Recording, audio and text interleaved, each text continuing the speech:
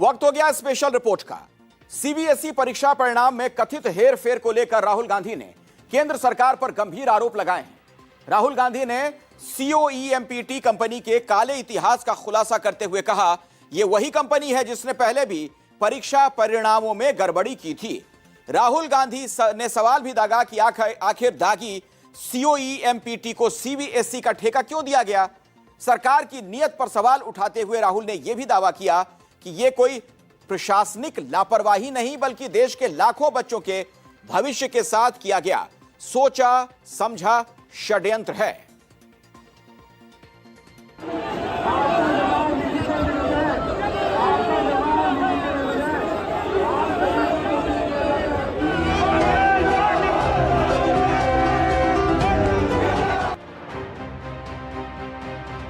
दाल में काला है या पूरी दाल ही काली। नौनिहाल परेशान है, नौजवान सवाली है। परीक्षा तंत्र में हर तरफ बदहाली है। रत जगह करने के बाद भी हाथ खाली है। नीट पेपर लीक का समाधान तो मिला नहीं। सीबीएसई का एग्जामिनेशन सिस्टम भी कटघरे में खड़ा हो गया। किसी की कॉपी ब्लर हो गई, किसी की आंसर शीट ही बदल गई। लापरवाही किसी शिक्षक की थी या फिर व्यवस्था ही लापरवाह हो गई। शुरुआत में सवाल उठाने वाले छात्र वेदांत को ही ट्रोल कर दिया गया। फिर सीबीएसई ने अपनी गलती कबूली, लेकिन वेदांत का मामला सुर्खियों में आया तो कई और छात्र भी ऐसी ही शिकायतें लेकर सोशल मीडिया पर आ गए। नेता विपक्ष राहुल गांधी ने छात्रों और अभिभावकों की इस परेशानी को गंभीर बताया और प्रधानमंत्री की चुप्पी पर सवाल उठा दिया। राहुल गांधी ने सोशल मीडिया प्लेटफॉर्म एक्स पर एक वीडियो शेयर किया। दलील ये कि भूल नहीं, बहुत बड़ा गड़बड़ झाला है। नौनिहालों के भविष्य का घोटाला है, क्योंकि जानबूझकर ऐसी कंपनी को सीबीएसई परीक्षा का OSM तैयार किया था। उसने तेलंगाना में भी ऐसा घोटाला किया था, वो भी एक बार नहीं बल्कि दो बार किया था। Morning to all CBSE students and their parents. Unbelievable details are emerging about the exam you just took. COEMPT, the company that did the OSM for your exam, was actually called Globarina. Globarina has carried out this scam twice before in Telangana. Once in the board exam in Telangana in 2019 and after that again in Telangana in 2023. The same OSM based errors were responsible for the death by suicide of 23 young Indians in Telangana. It was all public information. It was known to everybody.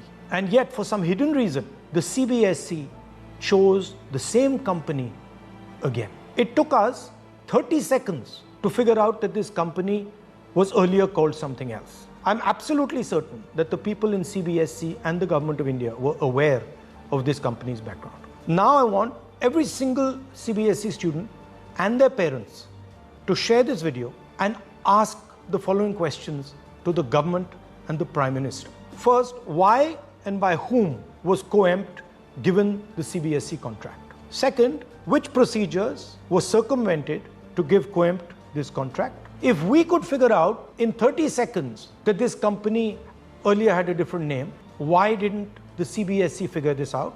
And why were no background checks done? Third, and most important, what is the exact relationship between COEMPT management and the Modi government? CBSE students right now and their parents are anxious, they've been traumatized. And the Prime Minister of India has nothing to say. An independent judicial probe and an SIT are required to find out the real culprits behind this crime. We stand with the students and we are to help and protect you in any way we can. Thank you. Video के साथ राहुल ने एक post भी लिखा। सवाल ये कि COEMPT प्रबंधन और मोदी सरकार के बीच आखिर क्या संबंध है, और दावा ये कि वो इस साजिश के तह तक जाएंगे, इस भ्रष्टाचार को जड़ से उखाड़ फेंकेंगे। अपने पोस्ट में राहुल गांधी ने लिखा, सीबीएसई परीक्षा परिणाम में भयंकर हेरफेर हो गई, जिससे देश के लाखों बच्चे और उनके माता पिता सदमे में हैं। और मोदी जी हमेशा की तरह न जवाब, न जिम्मेदारी, न शर्म। जिस कंपनी COEMPT को यह जिम्मेदारी मिली, वो पहले ग्लोबरीना के नाम से तेलंगाना में 2019 में यही कारनामा कर चुकी है। नाम बदला पर नीयत वही, फितरत वही, इतिहास सबको पता था, फिर भी ठेका दिया गया। ऐसी कंपनी के हाथ में 18.5 लाख बच्चों का भविष्य सौंप दिया गया और किसी को फर्क नहीं पड़ा। ये गलती नहीं, ये सोचा समझा षड्यंत्र है। कुछ जरूरी सवाल है। COEMPT को CBSE का ठेका क्यों और किसके कहने पर दिया गया? कौन कौन से नियम और प्रक्रिया दरकिनार करके इस कंपनी को यह ठेका दिया गया? COEMPT पहले ग्लोब अरीना के नाम से विवादों में घिर चुकी है। यह CBSE को क्यों नहीं पता चला? बैकग्राउंड चेक्स क्यों नहीं किए गए? COEMPT प्रबंधन और मोदी सरकार के बीच आखिर क्या संबंध है? हम मांग करते हैं कि इस पूरे घोटाले के असली दोषियों को सामने लाने के लिए स्वतंत्र न्यायिक जांच और SIT का गठन तत्काल किया जाए। CBSE के जिंसी साथियों, आपकी मेहनत, आपका भविष्य कोई चुरा नहीं पाएगा। हम इस साजिश की तह तक जाएंगे और इस भ्रष्टाचार को जड़ से उखाड़ फेंकेंगे। इतना गंभीर मुद्दा, इतने आक्रामक तेवर, लेकिन जब मीडिया ने CBSE को लेकर राहुल का आरोप सत्ता के सामने रखा तो जवाब में एक बार भी CBSE का जिक्र नहीं आया। बीजेपी सांसद सुधांशु त्रिवेदी ने वही घिसा पिटा राग गाया। मसलन राहुल गांधी दुष्प्रचार कर रहे हैं, राहुल गांधी चुनाव में बार बार मिल रही हार से हताश हैं, वगैरह वगैरह। देखिए, अभी जो वो चुनाव में हेरफेर कर रहे थे, उसके फेर में बुरी तरीके से पढ़कर वो बाहर नहीं निकल पा रहे हैं, इसलिए वो इस प्रकार का दुष्प्रचार करने का प्रयास करते हैं। और मैं कहना चाहता हूं, हमारी सरकार पूरी गंभीरता के साथ, पूरी सतर्कता के साथ, पूरी सजगता के साथ, पूरी संवेदनशीलता के साथ इस विषय पे काम कर रही है। हम वो लोग नहीं हैं कि इनके राजस्थान के मुख्यमंत्री कहते थे मैं जादूगर हूं, मैं सब ठीक कर दूंगा। इस ढंग का असंवेदनशील बयान देने वाले हम लोग नहीं हैं। सुधांशु त्रिवेदी बहुत कुछ बोल गए, लेकिन पूरे बयान में एक पंक्ति भी ऐसी नहीं थी जो पूछा गया था। सवाल सीधा कि राहुल गांधी ने CBSE के परीक्षा तंत्र पर सवाल उठाए, उसे घोटाला कहा है, लेकिन सांसद महोदय ने CBSE का नाम तक नहीं लिया।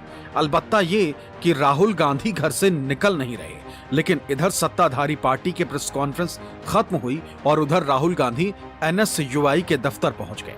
CBSE के छात्रों से मिले, अभिभावकों से मिले, सबकी परेशानियां सुनी और साथ खड़े रहने का भरोसा भी दे दिया। देश के अंदर बहुत बड़ा मुद्दा है। आज जिस तरीके से हमारा पूरा एजुकेशन सिस्टम खत्म हो चुका है, आज नीट के स्टूडेंट जो हैं राहुल गांधी जी से संवाद करना चाहते थे, मिलना चाहते थे और अपनी जो तकलीफ है वो बताना चाहते थे।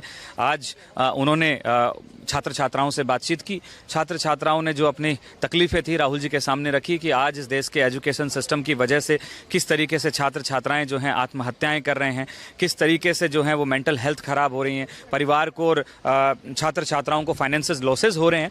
इन सबको लेके बातचीत की। और दूसरी तरफ एक फैमिली है राजस्थान की, राहुल जी ने उनको पूरा आश्वासन दिया है कि जो मदद वो कर सकते हैं वो करेंगे। उनके ऊपर कुछ कर्ज था, वो भी हमने राहुल जी के माध्यम से उसको चुकाया है। और हम ये वादा करते हैं इस पूरे देश के छात्र छात्राओं से कि हम पेपर लीक के खिलाफ मजबूती से लड़ाई पूरे देश में लड़ेंगे। NSUI सड़कों पे है और आगे संघर्ष करती रहे। देखिए, जिस तरह नीट का पेपर लीक हुआ था, तो आज नीट परीक्षार्थियों और उनके परिवारजनों से हमारे leader of opposition Shri Rahul Gandhi ji का आज यूथ कांग्रेस ऑफिस में, NSUI ऑफिस में उनके साथ बैठक हुई, उनके साथ मिलना हुआ और नीट पेपर को लेकर के चर्चा हुई है।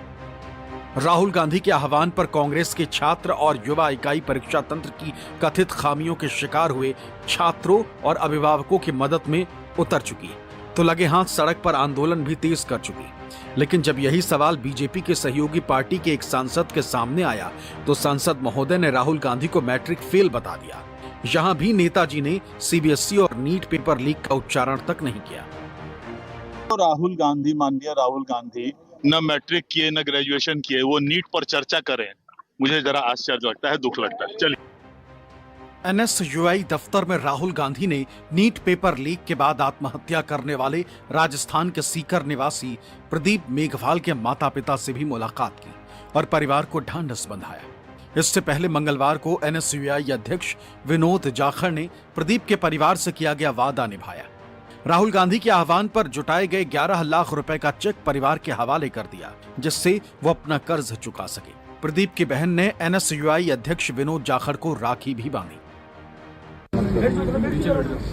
राहुल गांधी जी ने परिवार से न्याय की बात कही थी कि परिवार को न्याय मिलेगा, उसके लिए हम लोग सड़कों पे संघर्ष कर रहे हैं। जिस तरीके से हमारा भाई प्रदीप हमारे बीच में नहीं है, राहुल गांधी जी ने बड़ा दुख प्रकट किया इस घटना के लिए और उन्होंने यही वादा किया है कि भाई आप लोग सड़कों पे उतरिए और सिस्टम के खिलाफ लड़िए।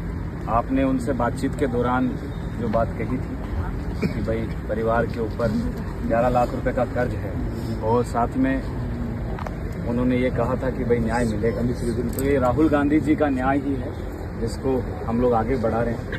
तो NSY के तमाम कार्यकर्ताओं ने, समाज सेवियों ने 11 लाख रुपए की राशि जो है आपके कर्ज की है राहुल गांधी जी की तरफ से हम लोग आपको देने हैं। तो ये 11 लाख रुपए का चेक है। भाई हम प्रदीप को तो वापस ला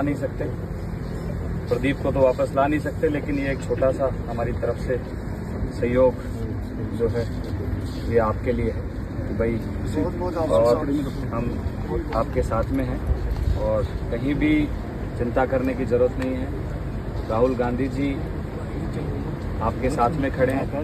इस देश में जहां भी अन्याय होता है राहुल जी हमेशा जो है आपके साथ में, पूरे देश के साथ में खड़े रहते हैं और उन्होंने बहुत दुख प्रकट किया है और यही कहा है कि वह परिवार को जो मदद आप लोग कर सकते हो करें, और इसलिए हम उनका ये लेके आए। और ये 2 लाख रुपए कैश जो है राजकुमार भाई साहब की तरफ से आपको, ये हमारी तरफ से और राहुल गांधी जी का एक सहयोग है। उनके भाई हैं और पूरा अनुशासन जी।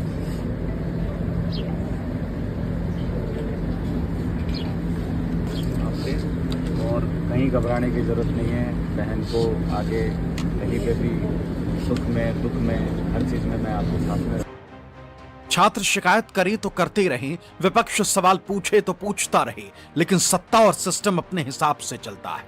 शायद उस पर शिकायतों या सवालों का कोई असर नहीं होता, तभी तो जैसे NTA के मुखिया पेपर लीक से इनकार कर बैठे, अब चंडीगढ़ में CBSE के अधिकारी भी मूल्यांकन में गड़बड़ी को खारिज कर बैठे। दलील ये कि कोई कंट्रोवर्सी है ही नहीं, जिसने अपनी कॉपी में कुछ लिखा ही नहीं उसे शून्य नहीं तो और क्या मिलेगा। कंट्रोवर्सी कुछ भी नहीं है। बच्चे ने जो भी उत्तर लिखे, जो भी अटेम्प्ट्स लिए गए, उसके हिसाब से ही उसका मूल्यांकन होगा। बच्चे यदि लिखेंगे नहीं तो definitely they will get the 0 marks. जिसने लिखा, ऐसी बात नहीं है कि सारे बच्चे 0 मार्क्स ही आए, 100% मार्क्स लाने वाले भी बच्चे रहे। तो बच्चे के परफॉर्मेंस के आधार पर ही उसके उत्तर पुस्तिकाओं का मूल्यांकन हुआ और रिजल्ट दिए गए हैं। नहीं तो उनके हिसाब से पेपर लीक क्या होता है? उनके हिसाब से क्वेश्चन पेपर जब न्यूज़पेपर में छप जाएगा तब उसको पेपर लीक कहा जाएगा।